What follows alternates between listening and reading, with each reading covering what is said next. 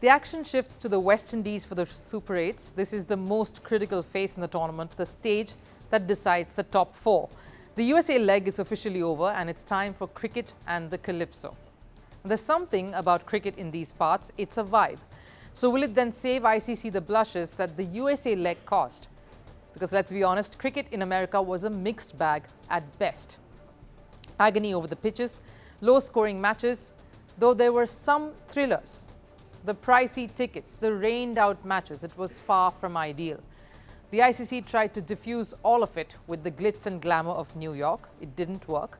So now there is hope of West Indies turning it around. So what can we expect here in the Super 8s?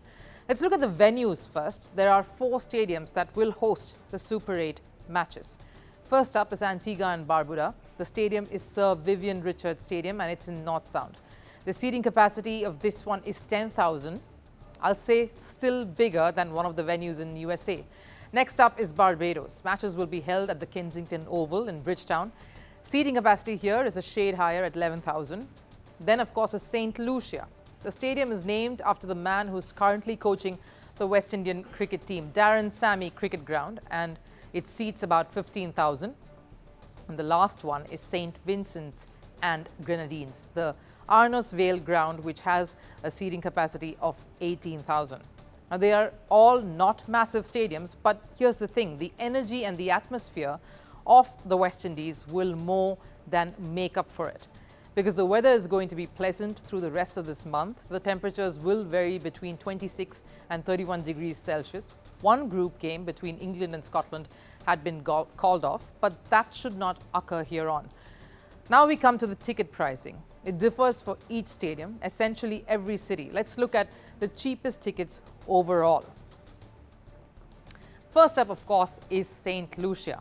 And the tickets here start at $22 US, that's right, and go up to $100 US for a particular stand. Nowhere near the USA ticket prices for most matches.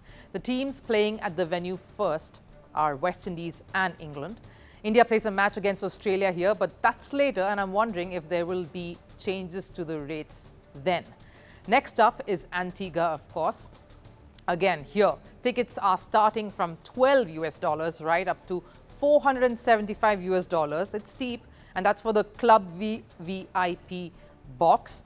Now, for the India versus Bangladesh match set to take place here, there's been a rejig of the ticket pricing.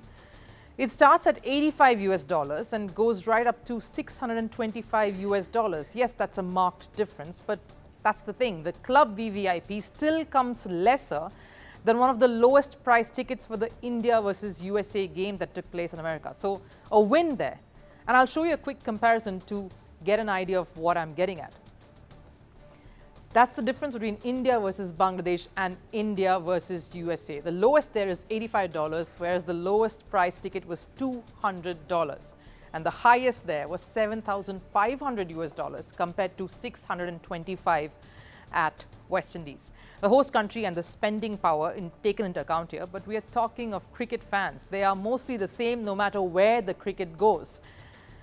Moving over to Barbados, Kensington Oval, tickets here start reasonably at $45 US and of course then go up to $625 US for the VVIP experience. And I'll round it up with the biggest stadium, the one at St. Vincent.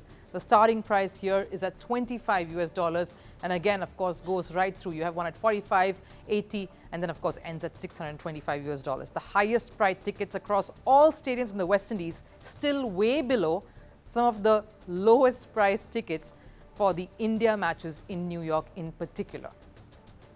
So will this leg rescue the faux pas in hindsight that the US face has been?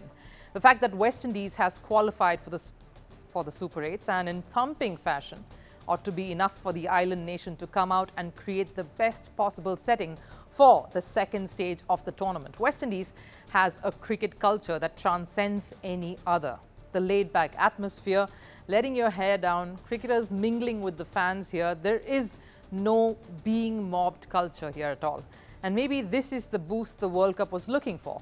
Cricket in the West Indies, with West Indies looking like one of the top contenders for the title, weather perfect, and a crowd that loves its cricket. This just sounds perfect. and especially a crowd that can tells the difference between a googly and a leg spin delivery. And I'm particularly giving this reference because we're moving on to pitches and conditions that are different from what we witnessed during the group stages in the US. It's the kind of track that has something in it for all: bowlers, pace and spin, and batters.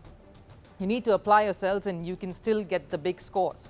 The highest total in the group stage was West Indies just a while earlier today when they beat Afghanistan. They made 218 in St. Lucia. So expect feisty batting, some inspiring bowling, and yes, a crowd that knows how to come to the party. The one thing still remains is that time difference, even though India matches will continue to happen in the morning so that it's an evening broadcast for the subcontinent. I guess you cannot win it all, but it feels like a rescue act with ICC on a mission to do a U-turn from the way the World Cup started. Firstpost reports from the world's second largest continent. Hello, I'm Alison Lagrange. A very warm welcome from Durban, South Africa. We get you the news and the newsmakers from Africa. From elections to climate change to innovations and opportunities. As the world's attention shifts, we report from Africa, the heart of the global South. Join me every weekday live on Firstpost.